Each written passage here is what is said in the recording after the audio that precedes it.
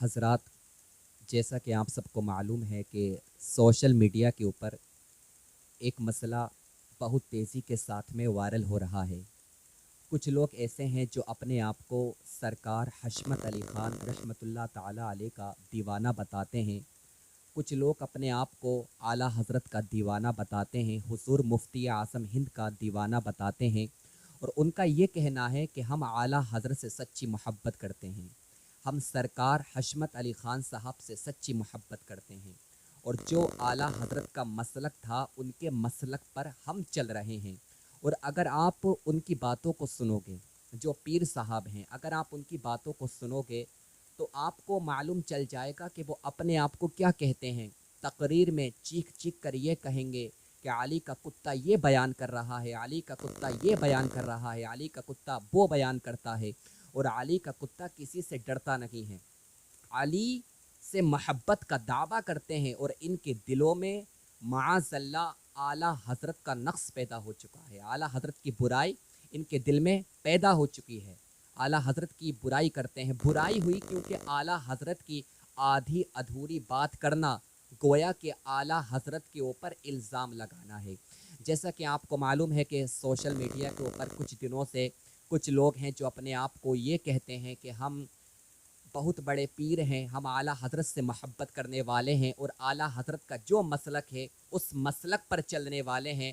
تو انہوں نے کیا کہا کہ ڈھول بجانا جائز ہے، تعزیہ داری کرنا جائز ہے، اور اعلیٰ حضرت نے یہ لکھا ہے کہ جو لوگ تعزیہ داری کرتے ہیں، جو لوگ ڈھول بجاتے ہیں، ان کا عقیدہ ہماری طرح ہے، وہ ہم میں سے ہیں، اور ایسا کچھ نہیں ہے۔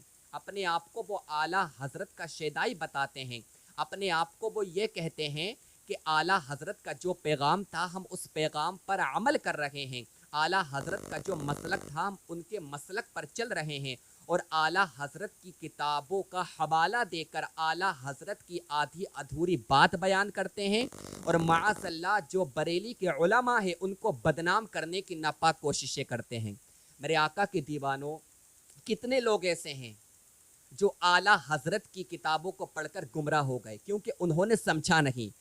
اب آپ یہ کہہ سکتے ہیں کہ ایسا کیسے ہو سکتا ہے کہ کوئی اعلیٰ حضرت کی کتاب کو پڑھ کر گمراہ ہو جائے؟ ایسا ہو سکتا ہے، ممکن ہے، کیوں نہیں ہو سکتا؟ قرآن پڑھ کر لوگ گمراہ ہو گئے۔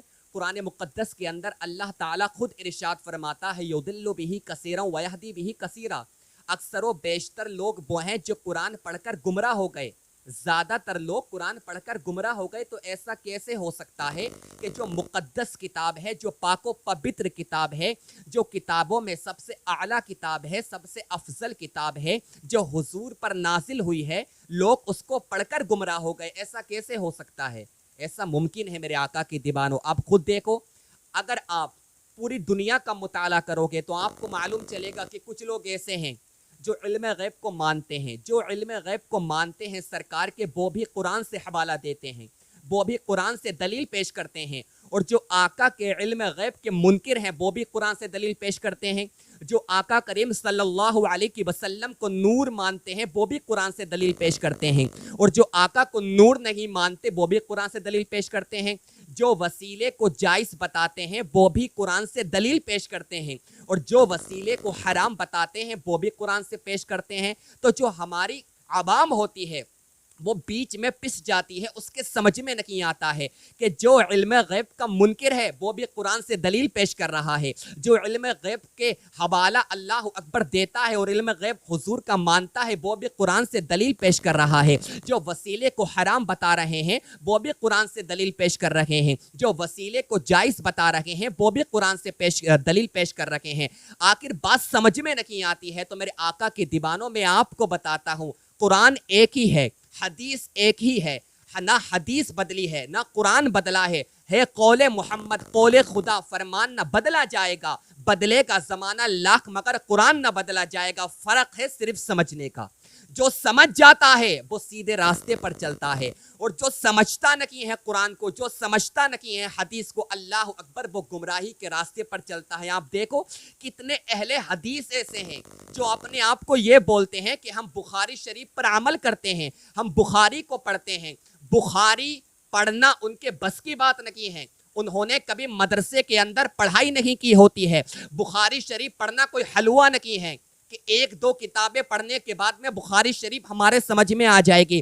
8-9 سال مدرسے میں دینے پڑتے ہیں, اس کے بعد میں بخاری شریف سمجھ میں آتی ہے. اور یہ چوزے نکل کر کے آتے ہیں, اہل حدیث اپنے آپ کو بولتے ہیں کہ ہم بخاری شریف پڑھنے والے ہیں. اللہ اکبر, گوگل سے ٹرانسلیٹ نکالتے ہیں حدیث پاک کا اور ترجمہ نکالتے ہیں, اپنی طرف سے بتاتے ہیں, اور جو سنی بھولے والے ہوتے ہیں ان کو گمراہ کرنے کی ناپاک کوششیں کرتے ہیں.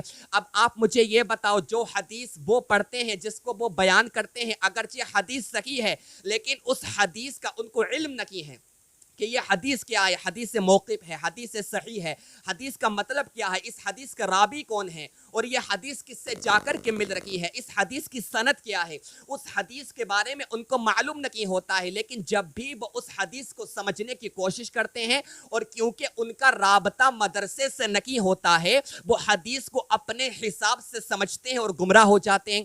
تو حدیث پڑھ کر لوگ گمراہ بھی ہوتے ہیں, قرآن پڑھ کر لوگ گمراہ بھی ہوتے ہیں. تو اگر قرآن پڑھ کر لوگ گمراہ ہو سکتے ہیں, اگر حدیث پڑھ کر لوگ گمراہ ہو سکتے ہیں, تو کیا کوئی فتاوی رضویہ پڑھ کر گمراہ نہیں ہو سکتا؟ فتاوی رضویہ پڑھ کر گمراہ بھی انسان ہو سکتا ہے, کیونکہ اعلیٰ حضرت کی کتابوں کو سمجھنے کے لیے کم سے کم حضرت ہونا پڑتا ہے. اور جو حضرت ہی نہیں ہے, جس کا رابطہ کبھی مدرسے سے ہوا ہی نہیں ہے, جن کو مریدوں نے اللہ اکبر آسمان پر اٹھا دیا ہے, جن کی مرید غلامی کر رکھے ہیں اور اپنے پیر کو بڑا مان رکھے ہیں کہ ہمارے پیر سے کوئی بڑا نہیں ہے, ہمارے پیر کے جیسا کسی کا پیر نہیں ہے, ہمارے پیر کی تعظیم کرو, ہمارے پیر کا ادب کرو, ہمارے پیر کا مرتبہ بڑا ہے, ہمارے پیر کی شان نرالی ہے. اللہ اکبر, وہ بد مذہب لوگ, اللہ اکبر, جن کا ہم رد کرتے ہیں, وہ اہل حدیث اپنے آپ کو حضور کا عاشق بتاتے ہیں. اور آپ دیکھو, اگر آپ ان کو بیان سنو گے تو آپ کو پتا چلے گا کہ ان سے بڑا کوئی گمراہ نہیں ہے, وہ گمراہی کے راستے پر چل رکھے ہیں, وہ بد مذہب ہیں, کیونکہ انہوں نے قرآن تو پڑھا, انہوں نے حدیث تو پڑھی, لیکن انہوں نے نہ قرآن کو سمجھا نہ حدیث کو سمجھا. قرآن سمجھنے کے لیے, حدیث سمجھنے کے لیے پہلے 8-9 سال مدرسے میں دینے پڑتے ہیں. اور اعلیٰ حضرت کی کتابوں کو سمجھنا آسان ہے کیا؟ وہ بریلی کا مجدد جس نے ٹوٹی ہوئی چٹائی پر بیٹھ کر اللہ اکبر 1000 سے زائد کتابیں لکھی ہیں, اعلیٰ حضرت کی کتابوں کو سمجھنا آسان نہیں ہے. اللہ اکبر, جب کوئی اعلیٰ حضرت کی کتابوں کا مطالعہ بغیر علم کے کرتا ہے, تبھی یہ باتیں نکل کر کے آتی ہیں کہ معاذ اللہ اعلیٰ حضرت نے تعزیہ داری کو جائز کر دیا ہے, اعلیٰ حضرت نے ڈھول کو جائز کر دیا ہے. میرے آقا کے دیوانوں, اعلیٰ حضرت کی آدھی ادھوری بات کرنے والے جو لوگ ہیں, میں ان سے کہنا چاہتا ہوں, اعلیٰ حضرت کی کتابوں کو ذرا سمجھنے کی کوشش کرو. اگر سمجھ میں نہیں آتی ہیں تو جاؤ کسی سنی عالم کے پاس میں جاؤ, جس کے دل میں سرکار اعلیٰ حضرت کی سچی محبت ہے, جس کے دل میں سرکار اعلیٰ حضرت کا سچا پیار ہے. وہ آپ کو بتائے گا کہ اعلیٰ حضرت نے تعزیہ داری کو جائز نہیں کہا ہے, اعلیٰ حضرت نے ڈھول کو جائز نہیں کہا ہے. وہ آپ کو بتائے گا کہ اعلیٰ حضرت نے کیا لکھا ہے. اصل میں آپ کو سمجھنے کی ضرورت ہے, آپ نے صحیح طریقے سے سمجھا نہیں ہے. میرے آقا کی دیوانوں, میں آپ کو ایک مثال بتاتا ہوں, آپ کے سمجھ میں آ جائے گی کہ قرآن سمجھنا ہر کسی کے بس کی بات نہیں ہے, حدیث کو سمجھنا اور اعلیٰ حضرت کی کتابوں کو سمجھنا آسان نہیں ہے. جب کوئی 8 سال 9 سال 10 سال 12 سال 15 سال مدرسے میں دیتا ہے, تب جا کر کے بخاری شریف سمجھ میں آتی ہے, تب جا کر کے آپ کو اعلیٰ حضرت کی کتابوں کا علم ہوگا کہ اعلیٰ حضرت نے جو لکھا ہے اس کو لکھنے کا مقصد کیا ہے, اعلیٰ حضرت نے جو بیان کیا ہے اس کو بیان کرنے کا مقصد کیا ہے. آپ کو میں بتاتا ہوں, ایک نواب صاحب تھے, ایک مثال دے کر میں آپ کو سمجھا رہا ہوں تاکہ آپ کے سمجھ میں آ جائے. ایک نواب صاحب تھے, ان کو کسی سے ملنے کا شوق نہیں تھا, تو انہوں نے اپنے دروازے کے باہر ایک تختی پر لکھوایا کہ ٹھہرو مت اندر آؤ, اور اپنے خادم سے کہا کسی کو اندر آنے مت دینا. تو تختی پر لکھا ہوا تھا باہر ان کے دروازے کے کہ ٹھہرو مت اندر آؤ. ایک علامہ صاحب آئے, بہت بڑے عالم تھے, جو اپنے آپ کو بہت بڑا عالم کہتے تھے. جب وہ آئے, انہوں نے جیسے ہی وہ پڑھا, انہوں نے ڈائریکٹ اندر جانا شروع کر دیا. خادم نے روکا, عالم صاحب آپ کہاں پر جا رہے ہو, آپ کہاں پر جا رہے ہو؟ عالم صاحب نے کہا مجھے نواب صاحب سے ملنا ہے. خادم کہنے لگا کیا آپ میری نوکری ختم کرواؤ گے؟ نواب صاحب نے مجھے حکم بھی دیا ہے, اور آپ نے باہر پڑھا نہیں کہ باہر تختی پر کیا لکھا ہوا ہے؟ آپ نے پڑھا نہیں دروازے کے باہر کتنا موٹے موٹے الفاظوں میں لکھا ہوا ہے. علامہ صاحب نے کہا میں نے پڑھا ہے تبھی تو میں اندر جا رہا ہوں, تبھی تو میں اندر جا رہا ہوں. بولے آپ نے کیا پڑھا ہے؟ بولے وہاں پر لکھا ہوا ہے کہ ٹھہرو مت اندر آؤ, ٹھہرو مت اندر آؤ. آپ یہ دیکھو بات ایک ہی ہے, بات میں کمی نہیں ہے. لکھا ہوا کیا ہے کہ ٹھہرو مت اندر آؤ, لیکن عالم صاحب نے پڑھا ٹھہرو مت اندر آؤ تو سمجھنے کی بات ہے.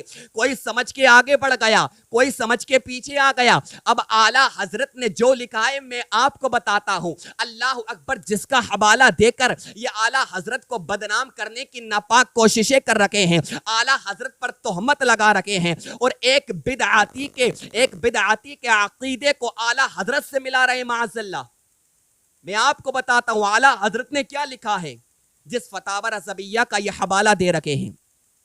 اعلیٰ حضرت نے فتاوی رضویہ کی 8ویں جلد میں لکھا ہے, کیا لکھا ہے کہ جو تعزیہ داری کرتے ہیں, جو تعزیہ بناتے ہیں, جو اس کی تعظیم کرتے ہیں, یہ بدعت عملی ہے.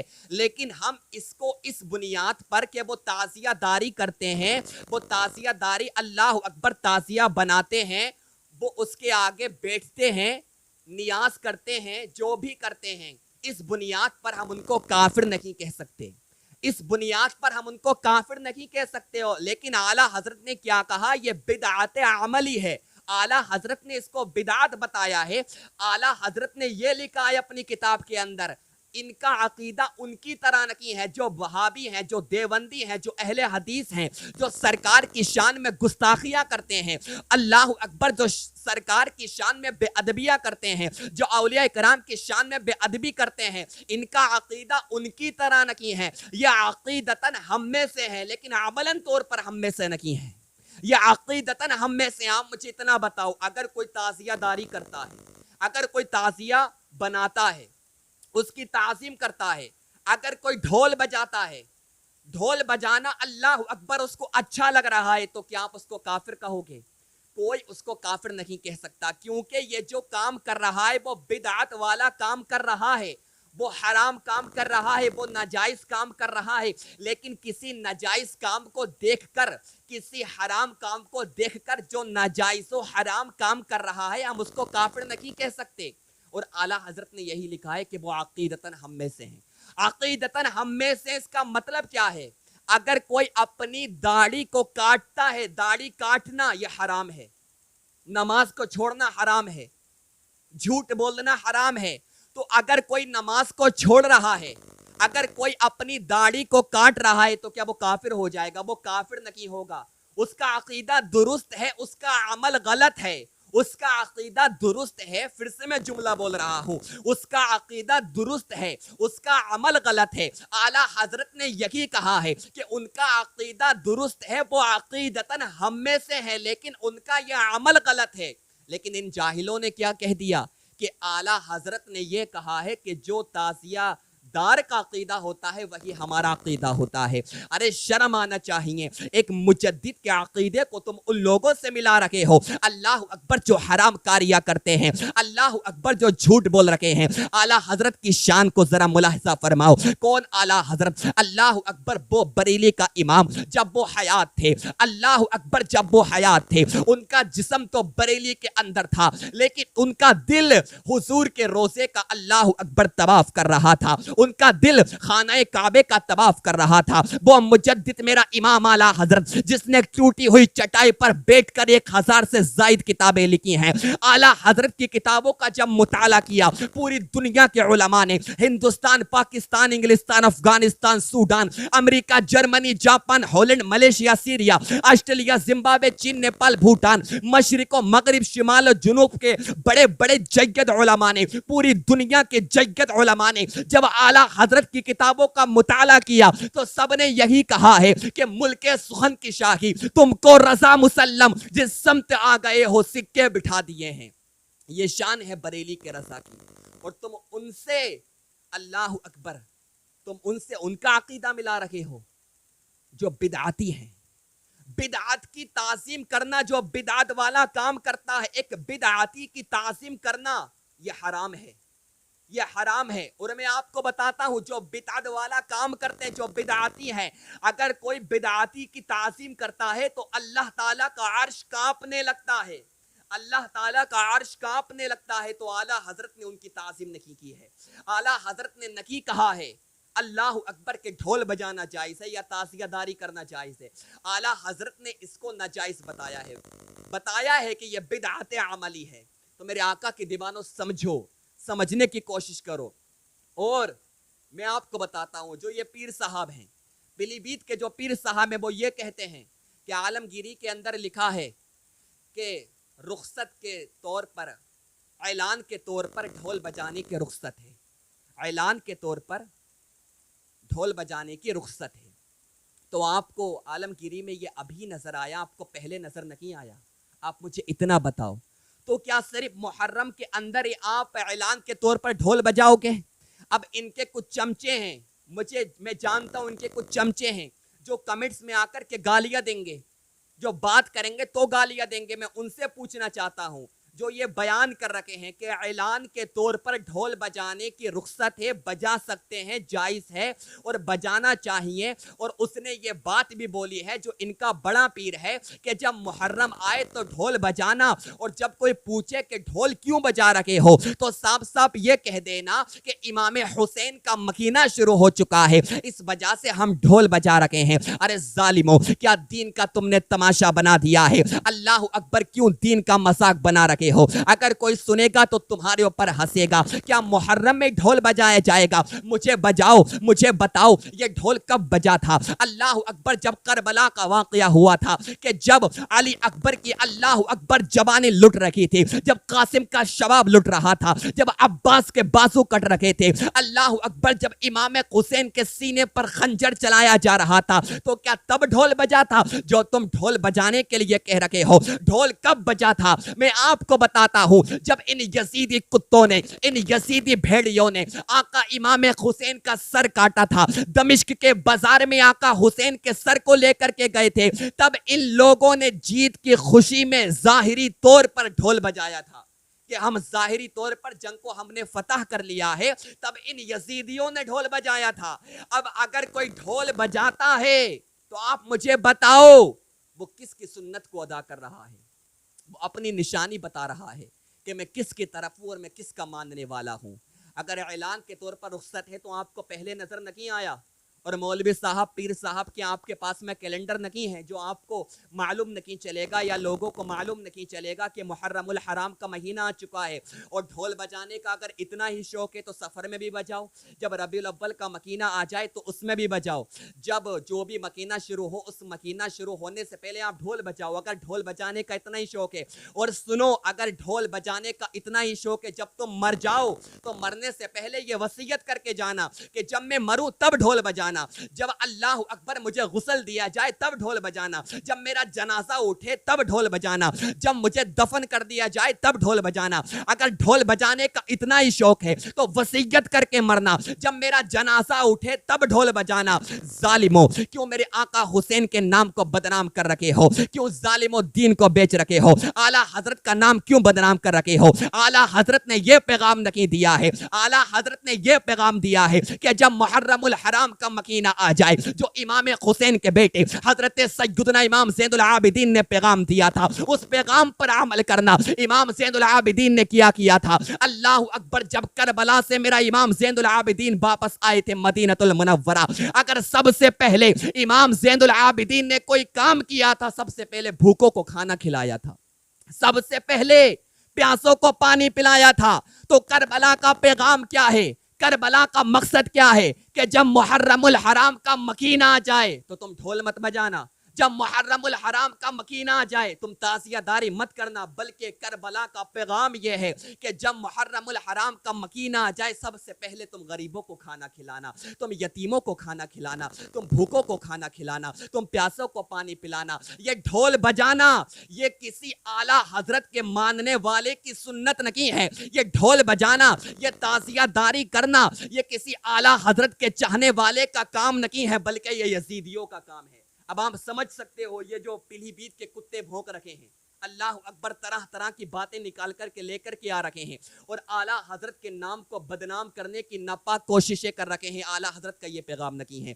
اعلیٰ حضرت نے فتاوی رضویہ کے اندر بس اتنا لکھا ہے کہ یہ بدعت عملی ہے. اگر کوئی ڈھول بجاتا ہے, اگر کوئی تعزیہ داری کرتا ہے تو وہ عقیدتاً ہم میں سے ہے, عملاً ہم میں سے نہیں ہے, وہ عقیدتاً ہم میں سے ہے.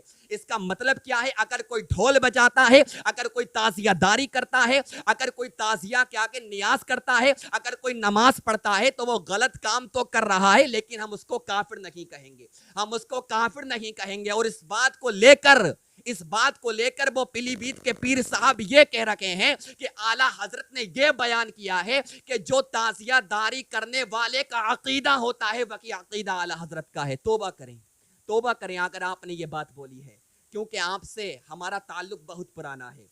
اگر 10 سال پہلے جو آپ کا عقیدہ تھا, اگر وہی عقیدہ آپ کا اب ہو جائے کہ آپ دیوبندیوں کا رد کیا کرتے تھے, آپ وہابیوں کا رد کیا کرتے تھے, آپ اہل حدیث کا رد کیا کرتے تھے, اگر آپ کا عقیدہ ویسا ہی ہو جائے, اللہ اکبر, تو ملاقات ہوگی, محبت سے ملاقات ہوگی. بڑے بڑے علماء آپ سے محبت سے ملاقات کریں گے, کیونکہ جو سرکار حشمت علی خان صاحب نے جو پیغام دیا ہے, اگر آپ اس پیغام پر چلو گے, ان کے پیغام پر عمل کرو گے, تو آپ جب تک دنیا کے اندر رہو گے آپ یہاں پر خوش رہو گے, اور دنیا سے جانے کے بعد میں بھی آپ خوش رہو گے. تو میں اللہ رب العزت کی بارگاہ میں یہی دعا کرتا ہوں, اللہ تعالیٰ ان سب کو ہدایت